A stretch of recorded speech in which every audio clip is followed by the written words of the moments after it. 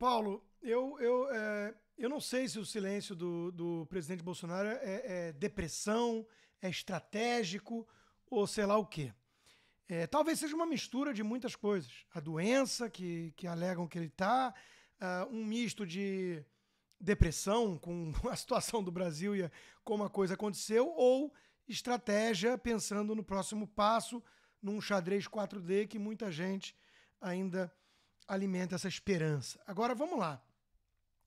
Eu acho interessante a gente destacar aqui o fenômeno que nós estamos vivendo. Porque, de novo, é parecido com o Trump nos Estados Unidos. O Trump fez ontem, quarta-feira, a gente grava quinta, um discurso de uma hora e alguns poucos minutinhos para anunciar sua candidatura em 2024. Quer dizer, acho que sem precedente na história, uma antecedência dessas. Uma semana depois do midterm election, ele já está anunciando que é candidato. Ele fez isso diretamente de Mar-a-Lago, sua residência aqui na Flórida. Faltou um pouco de energia, não foi aquele comício com 30 mil pessoas no estádio, foram ali 1.000 pessoas convidadas no jardim da casa dele e faltou um pouco de estamina. E ele se coloca como um cara de fora do establishment, sendo que ele foi presidente. Então, de novo, ele tem uma base sólida ainda dentro do Partido Republicano, uns 30% apoiam ele no matter what, né? Virou um movimento, ele mesmo fala o tempo todo de movimento, né? Movimento. Virou uma espécie de movimento maior do que o próprio Trump, mas que ele obviamente é o líder e tudo mais. O que eu quero dizer com esse meu paralelo rápido? Que talvez o papel do Trump nessa história, nesse fenômeno nacional populista, né, chamado assim por alguns, de confrontar um establishment podre, carcomido, uma imprensa corrupta, né, talvez ele já tenha cumprido esse papel. E talvez agora seja a hora de aparecer um Ron DeSantis, que tem a firmeza dele, mas a liturgia do cargo, a inteligência emocional para não pisar em tanta casca de banana, ou não atravessar a rua para pisar numa casca de banana, ficar tuitando bobagem que desgasta. Talvez. O que eu quero dizer com isso é o seguinte, Johnny, ou Paulo, desculpa, ao hábito, é que o fenômeno é muito maior do que Trump aqui nos Estados Unidos, assim como é muito maior do que Bolsonaro no Brasil. Bolsonaro é, sem dúvida, a maior liderança responsável por esse despertar patriótico, por essa vontade de peitar esses corruptos, esses comunistas e tudo mais, enfrentar esse sistema podre e carcomido. Mas esse fenômeno foi muito alimentado pelo lavajatismo no começo, que ajudou a eleger o Bolsonaro. E ele vai continuar sem Bolsonaro. Então eu li uma análise interessante até do Eduardo Matos de Alencar, que dizia assim, o Brasil vive uma espécie de processo revolucionário desde 2013. As pessoas foram nas ruas, saíram nas ruas. O Bolsonaro é uma espécie de pacificador desse processo. Era alguém que, 7 mandatos de deputado federal e tudo, surgiu para representar essa massa de brasileiros que despertaram, esse gigante que acordou, né? Exigindo mudanças para que dentro do próprio sistema pudessem realizar essas mudanças e não precisar implodir um sistema todo, né?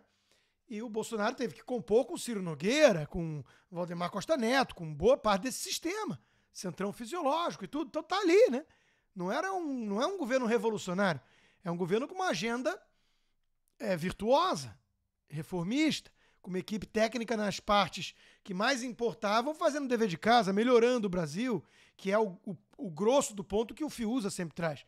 O Fiuza que não é que ele não se interesse muito, mas ele não dá a mesma importância que eu dou para a questão da guerra cultural e tudo. Então ele está vendo isso, ele está vendo ali, ó, Paulo Guedes, equipe técnica, agenda boa, Brasil, né? E tudo isso dentro de um ambiente de guerra cultural e de um clima revolucionário no nosso país. Chega da hegemonia de uma imprensa corrupta que toca uma nota só, achando que está falando em nome da pluralidade e sempre defendeu o tucanopetismo. Chega de discursinho de João Dória, de marqueteiro, engomadinho, que finge falar em nome do povo. É uma crise de representatividade, que tem muito a ver com o advento das redes sociais, é uma crise das democracias, abre aspas, liberais do Ocidente, do mundo todo ocidental. Tem livros e livros sobre isso. E no Brasil esse processo revolucionário. Começou ali em 2013, 2014, 15 ganhou muita força. O impeachment da Dilma foi a cereja do bolo. Aí o lavajatismo prendendo corruptos da alta cúpula petista, empresários importantes como Marcelo Odebrecht, e o Bolsonaro é o pacificador. Quando eles eliminam o Bolsonaro achando que eliminaram o problema, o fenômeno, eles romperam o dique entre o sistema podre carcomido e as massas.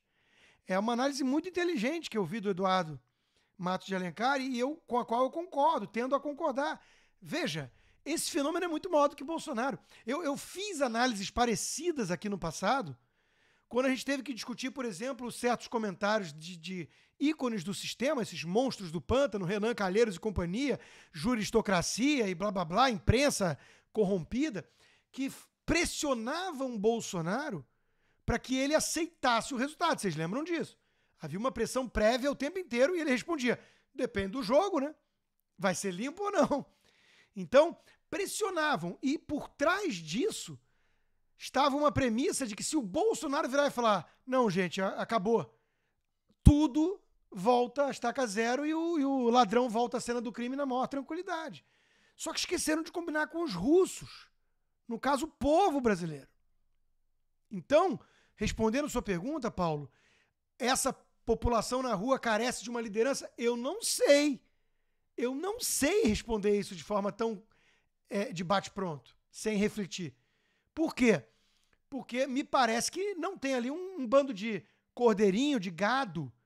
Veja que as críticas da turma de lá são sempre críticas diante de um espelho, né? Eles só fazem projeção, por isso que eles chamam o outro lado de gado, corrupto, acham que tem tudo comando hierárquico, que se você pegar meia dúzia de empresas que financiam os atos antidemocráticos, você encerra a questão. Só que é o povo na rua, você deu o seu depoimento no norte do Paraná, que você viu em loco.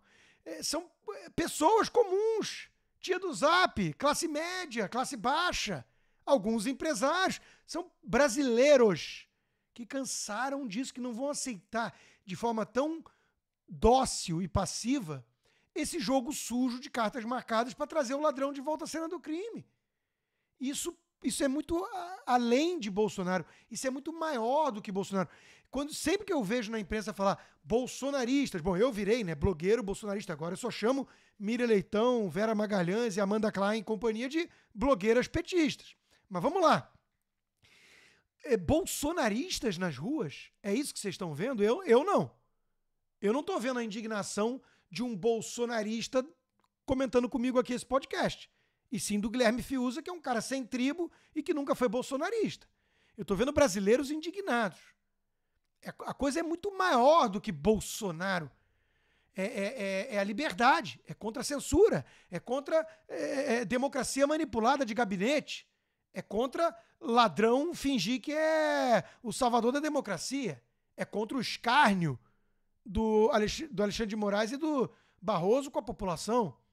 Olha o tom, quero ler aqui para vocês o tom da mensagem do deputado Marcel Van Hatten, que não é um bolsonarista, e tem várias críticas a Bolsonaro, é independente, é do Partido Novo.